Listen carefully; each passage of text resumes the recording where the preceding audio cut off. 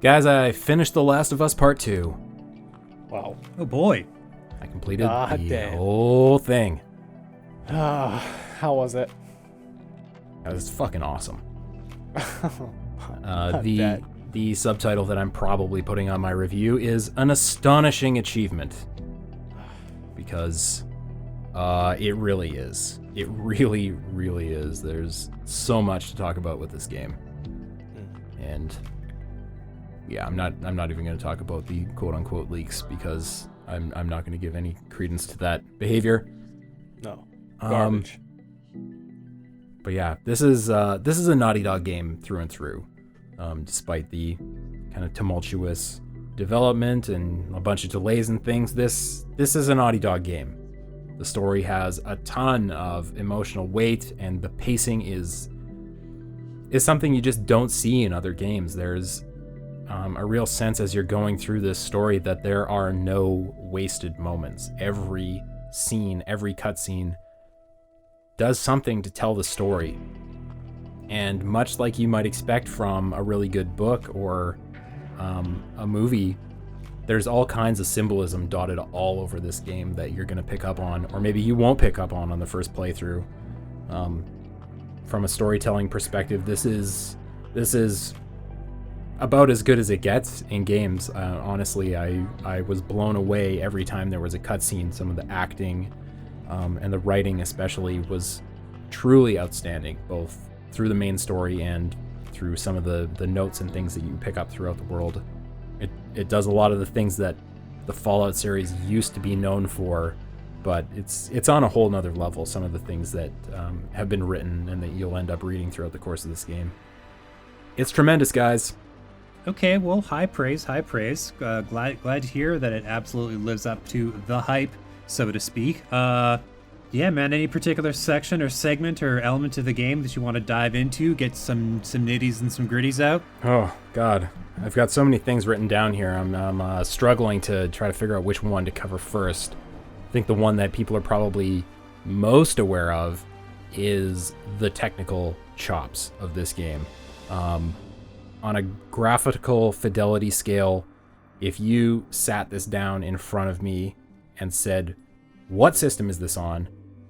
Without any knowledge of what game it was or, the developer or anything like that might, skew my answer, I'd probably say it was on a high-end PC because it is ridiculously good looking.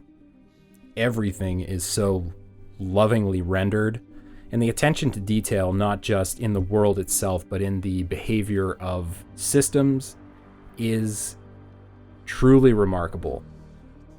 One example that I twigged to early in my playthrough was when you're upgrading your weapon, you're at an upgrade bench. Say you're upgrading a pistol. One of the things that Ellie's going to do is unload the pistol and take the clip out and pop, the loaded round out. When you come back out of the upgrade system back into the real world, your pistol is going to have one less bullet in it because she popped the round out of the chamber. Things like that are all over the place in this game, and it's ridiculous how tightly packaged each one of those things is. Going all the way back even to the first Uncharted, Naughty Dog have slowly and surely become masters of those fine details like that. That's so cool. And being that a lot of the game takes place in Seattle, which is a region that a lot of us at COG Connected are familiar with, some of the touches that they've put into this world that make it really feel like the Pacific Northwest. Some of the way that the trees and the ferns behave in the rain, or the way that the rain kind of sheets across the screen if it's particularly intense at that moment. There's a lot of things that I noticed along the way that I feel like I wouldn't have in a regular game. In other games, there are plenty of graphical details and things that are impressive, but this is all in service to the themes of the game. It's all in service of pushing forward that this could be a real world, that this could happen to our world. And I think that's a feeling that I haven't really felt in a long, long time with a game. Okay. All right. Yeah. And Curious. go Do you ahead, think Brett. that there's anything that the first game did better than the second game? Oh, I don't think so. I think that people are probably going to have more opinions on this story, or they're going to have more mixed emotions on where it goes. Don't worry, I'm not going to touch on that. No spoilers here. But I think it's masterfully put together. From a gameplay perspective, there's nothing you could complain about in this game. It's obviously not a revolution. It's still a Naughty Dog game. It's still based on the Last of Us systems. So with things like stealth, which we've talked about before, it's an enhancement on what has happened before. So instead of having a system where it's very black and white, either you're visible or you're hidden, it's very much shades of gray. And the moments that you have in this game when you are revealed and suddenly a group of people know where you are, it's some of the most tense and frantic video gaming I've had in a long time. I will say on the standard difficulty that a lot of the encounters can be cheesed a little bit, but that's not the case as you level it up and take it a little more realistic. But using the space in levels and using the space between you and enemies is incredibly important.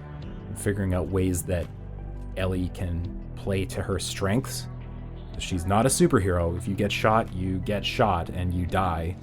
And she can't overpower big burly dudes. It's just not going to happen. Using the space between you and your enemies and using the cover, using the ability to run away and hide and become invisible again is super important. And it creates such a diverse gameplay experience because every encounter can go sideways at any moment. And there's any number of ways that you can deal with that. From going, full out with a shotgun versus trying to hide again and maybe pick some guys off with a bow. It's totally up to you how you want to play this game, and that's something a lot of games try to do, but it's not something that a lot of games succeed in doing. Interesting. That sounds like it's the culmination of everything they've been working towards with not only Uncharted, but The Last of Us as well. So it's nice to hear that they seem to have mastered what they're doing here. Truly. And I will shout out some of the actors because they do a brilliant job, especially Troy Baker as Joel and Ashley Johnson as Ellie are all excellent.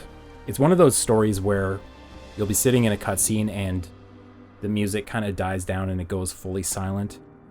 And in a lesser game, your attention might start to wander, but that's precisely the kind of thing that pulls you in The Last of Us Part 2, because the performances are so powerful and the writing is so good. Every one of the characters' motivations feels believable, and the story works because it puts in the work to make each situation make sense. So I think anybody that was worried about this game not having a compelling storyline, get out of here, because it totally does. Awesome. As if they were going to accept anything less than after the first game, You mentioned how excellent the pacing is in the second one, and with the first one, just the same, Those are like Hollywood quality writers working on these games, and I can't wait to dive in. Ooh, I'm excited. Yeah, unfortunately, you're going to have to wait another week because this game comes out on June 19th. Mm-hmm. But in the meantime, take a look at our full review, which will be on cogconnected.com. Also, full review on the YouTube with plenty of video from the game. So take a look at that as well. But honestly, I can't see anybody being disappointed with the quality of this game. It is outstanding and without a doubt the feather in the cap of the PS4. This is the crowning achievement, unless Ghost of Tsushima is somehow even better than this.